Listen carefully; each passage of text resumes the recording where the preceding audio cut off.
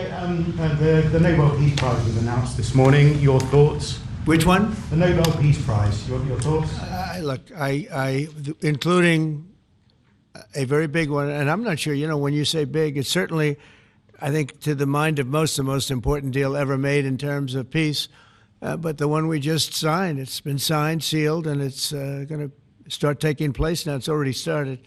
Monday's going to be a very big day when the hostages come back. But I made 8 deals, transactions of wars. One was 31 years going on, 10 million people were killed. One was 34 years, one was 36, 37. One was 10, one was just starting. 2 were just starting, actually, but they were well on their way. In the case of India and Pakistan, 7 planes were shot down. It was a bad one. And I did it largely through trade. I mean, that one, numerous of them. I talked tariffs. I said, look, if you're going to do that, we're going to put very big tariffs on your country. And they were both great. They stopped fighting, and there were 2 nuclear powers. So, they're all big. They're every one of them big. You take a look at the Congo. You take a look at the Congo and Rwanda. 10 million people killed over a long period of time. Got that one solved. We did a total of 8 as of this 2 days ago. I would have said 7, which I did say, but the other one was signed up, sealed. As you know, Israel signed it just now. They signed it and they approved it today, their parliament. Do you think the president deserves a Nobel Peace Prize? Well, I mean, if this sticks, I think the whole point of having a Nobel Peace Prize is for ending wars and promoting peace. And I'm going to make a direct appeal to the president. I hope he chooses to provide the tomahawks to the Ukrainians too, and give them the tools that they need to push back against Russia. And if he brings the Ukrainian war to its end, I'll be the Democrat leading the committee for his Nobel Prize Peace for ending both of these terrible wars. Yeah, we'll see what happens. Senator. Boy. So we got to continue our coverage of what appears to be, at least as of right now, a historic peace agreement between the Palestinians in Gaza and the Israelis, okay? And as of right now, this deal is still on, right? And both sides are trying to uphold their end of the agreement. Right now, President Trump confirming he will travel to both Israel and Egypt on Monday to discuss the future of Gaza, including details on how it will rebuild and who will govern. National Security Correspondent Jennifer Griffin joins us live from Tel Aviv. Good morning, Jennifer. Hi, Charlie. Well, about 500,000 Palestinians have already returned home since that ceasefire began. Fox News obtained an exclusive photo of the president's special Middle East envoy, Steve Witkoff, visiting Gaza.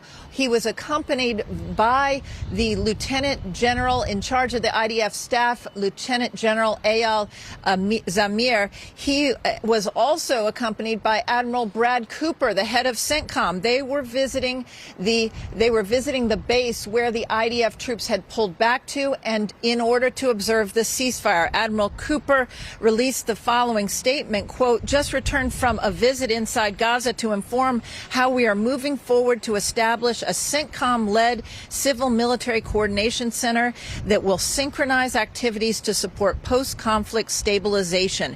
America's sons and daughters," he writes, "in uniform are answering the call to deliver peace in the Middle East in support of the Commander-in-Chief's direction in this historic moment. This great effort will be achieved with no U.S. boots on the ground in Gaza." Senior administration officials said a key moment and breakthrough in the talks came when U.S. CENTCOM Commander Admiral Cooper, who was in Sharm el-Sheikh for the talks, told negotiators the U.S. military could establish a ceasefire monitoring base within 2.5 weeks.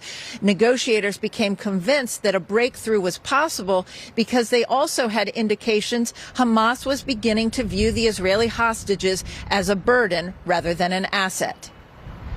I think it'll hold, yeah. I think it'll hold. They're all tired of the fighting.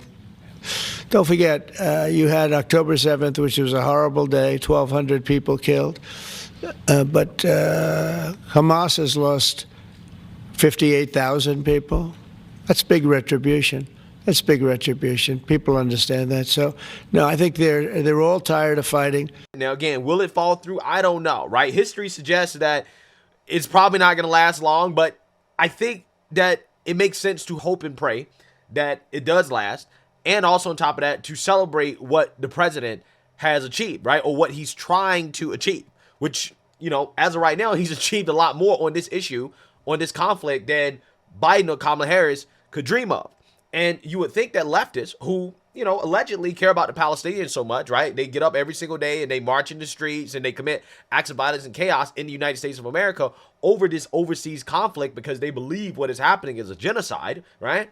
You would think that these people would be thankful and grateful towards the president and his efforts to achieve peace.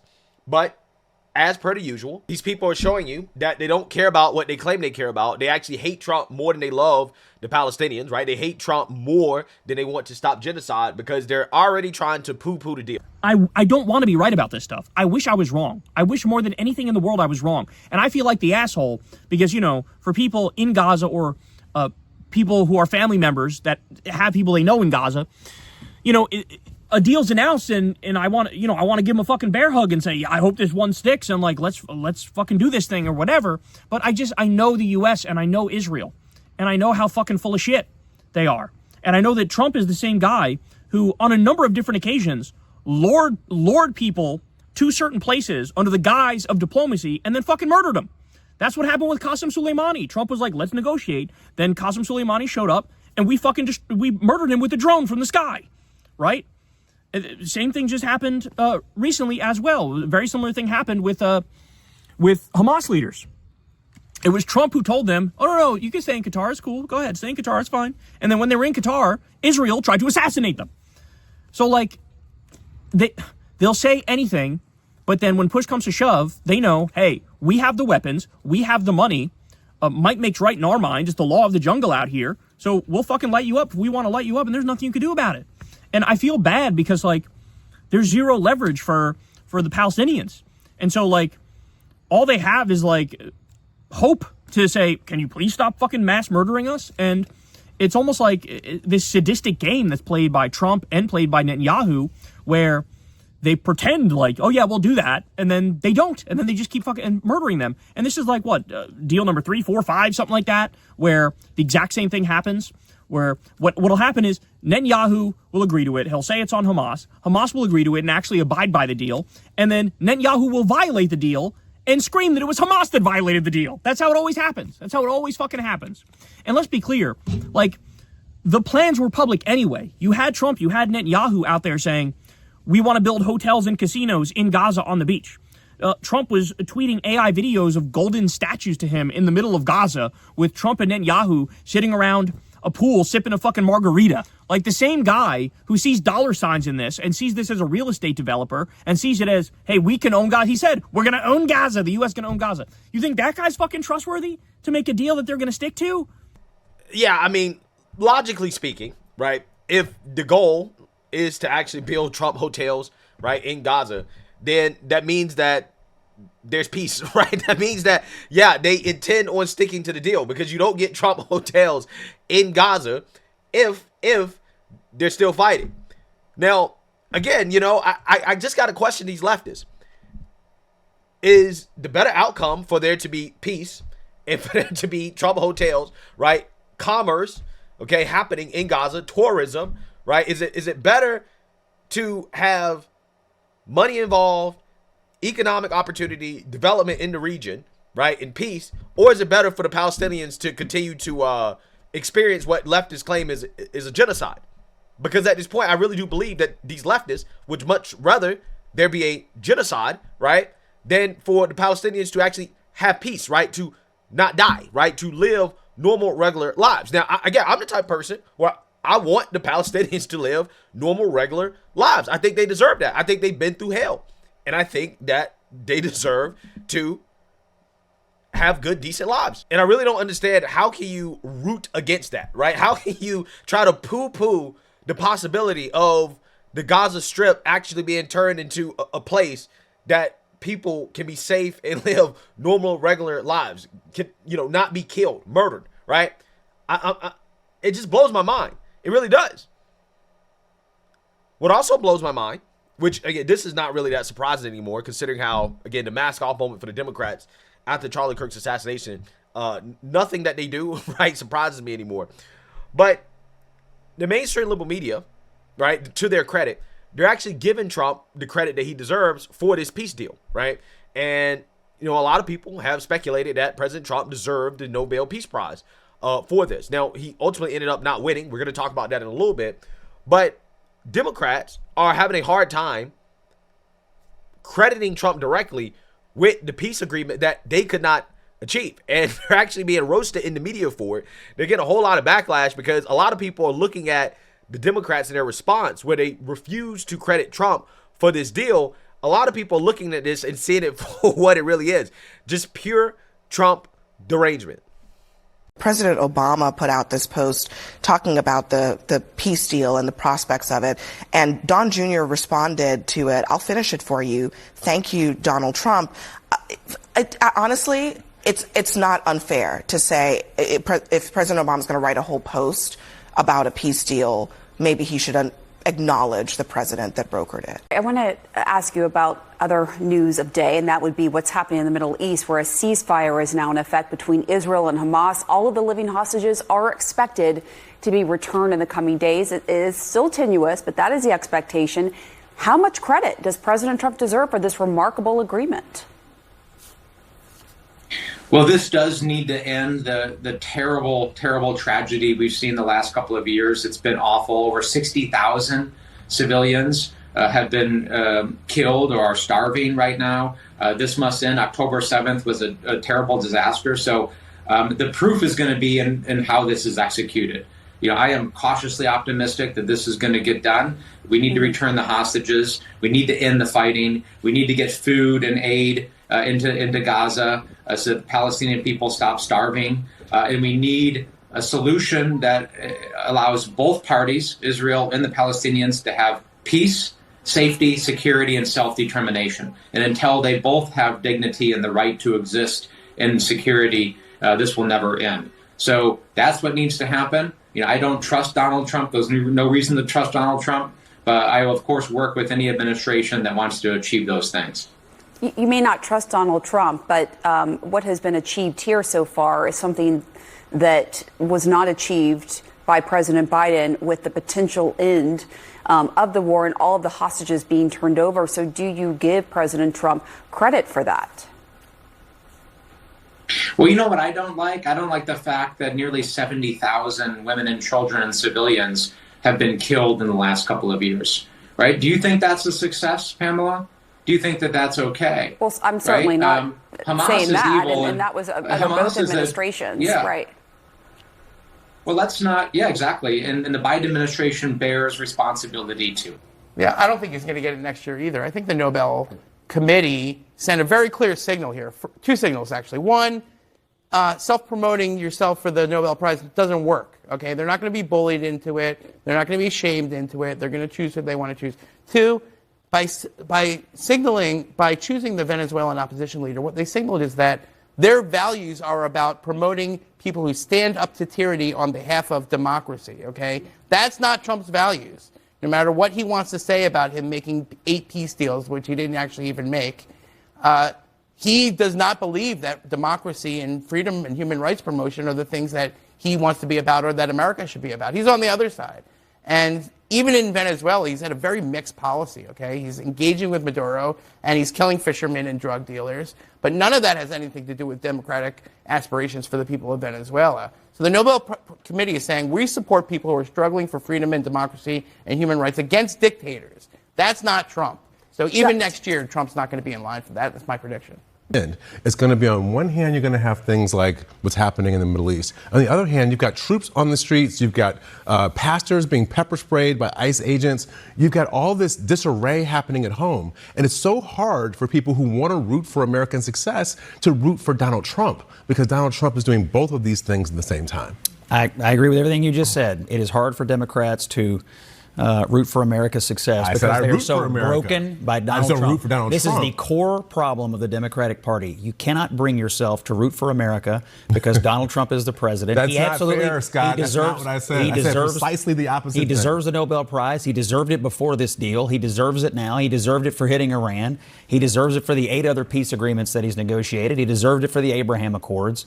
If they don't give it to him next year, it will be a travesty. I would note that the lady who got it this year, who, by the way, deserves it, she dedicated her award to Donald Trump and was thanking Donald Trump and the American people for their support in getting rid of the Venezuelan regime. And so I hope he does get it because at the end of the day, it will piss off all the right people. And I would be so happy. I would be so happy. I think that this. I asked the audience yesterday if the peace lasts, if this agreement holds a year from now, should President Trump receive a Nobel Peace Prize? More than 35,000 people voted, not scientific, but interesting nonetheless. And in round numbers, 75% said no, which I thought was more reflective of Trump derangement syndrome than anything else. I've looked at what Alfred Nobel's will actually says. And character is not expressly stated. It speaks of establishing fraternity among nations. So if he's able to do something that no one else was prepared and able to do, if a year from now the peace has held, then he ought to be the recipient of a Nobel Peace Prize. That to me is a no-brainer. And hopefully he'll provide the same level of engagement and lean on Putin and bring about some resolution with Ukraine. Yeah, so you see, now you heard that, okay? I think that it is fair to say that it is really embarrassing for Democrats, leftists, and liberals in the mainstream liberal media who are refusing to give Trump the credit that he deserves when it comes to trying to end this conflict, right? Again, he's accomplished much more in this conflict than Biden or Kamala Harris could dream of. And for whatever reason, they still refuse to get a man credit, right? It just shows you how Trump deranged they are, right? They would rather see Trump fail than for America to succeed, right? If America succeeding means Trump succeeds, then they'd rather see America fail, okay? I mean, that is the honest-to-God truth about where these leftists are at. Again, they claim that Israel and Palestine, right, is the most important issue ever, right? And they love the Palestinians so much. They want the genocide to stop. Trump makes the genocide stop, and they're still mad, right? They're still upset. They're still trying to find a way to poo-poo the president, right? Kind of the way that the Nobel Peace Prize committee did when they once again snubbed President Trump for the Nobel Peace Prize. Now, I honestly don't understand why Trump really wants this award so much, but, you know, hey, it's one of those things where I think everybody knows that he deserves it. They just don't want to give it to him again because it's Trump. But if he did get it, it would be pretty hilarious because it would piss Democrats off. It would go against this idea that, you know, Trump is Hitler, right? He's a Nazi, he's a white supremacist. It's like, wow, they're giving out the Nobel Peace Prize to Nazis now, right? But the lady that they did give the Nobel Peace Prize to, she ended up dedicating the victory to Trump, right? Basically, you know, she said that he actually deserved it. And I thought that was pretty cool. So without further ado, let's get into this. It's a great honor to be involved with so many. So the person who actually got the Nobel Prize called me and said, I'm accepting this in honor of you because you really deserved it. That a very nice thing to do. I didn't say then give it to me though. I think she might have. She was very nice, and I've been helping her along the way. They need a lot of help in Venezuela. Yeah, that's the funny part about the dude on CNN trying to poo-poo the president and his aspirations for the Nobel Peace Prize, basically claiming that, well, see, the person that actually got the Nobel Peace Prize, she deserves it because she's in opposition to Maduro, right? She's fighting for democracy. And I'm like, well, isn't that what President Trump is also doing too, right? Like what we're doing in regards to taking out the drug cartels in those boats, we're actually really trying to pressure the Maduro regime to step down or for there to be some type of coup, right? We're actually on the same side as this woman, right? Again, that's why I find the mental gymnastics from these liberals to be hilarious because it doesn't have to make sense, right? None of the things they say have to make sense, okay, at all. Indeed, they do need help, and indeed, he has been helping. And we are honored to have María Corina Machado join us, the new recipient of the Nobel Peace Prize. Maria, welcome, congratulations, and tell our viewers why you decided to dedicate this award to President Donald Trump. Thank you very much, Rachel, and to all of you for what you have done for Venezuela. And they decided to dedicate it to President Trump because he deserves it.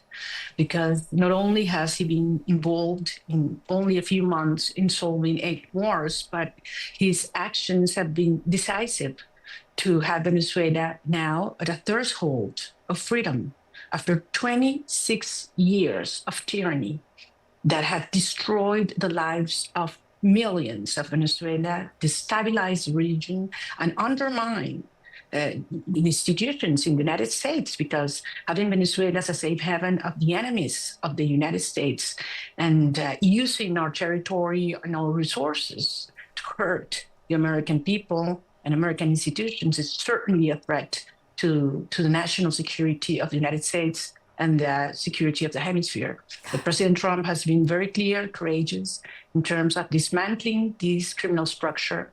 And on behalf of the Venezuelan people, I reaffirmed our gratitude and our commitment to this cause for the whole America. So I insist he deserves it. And we are very proud to be working at this moment with all these allies for this huge resolution.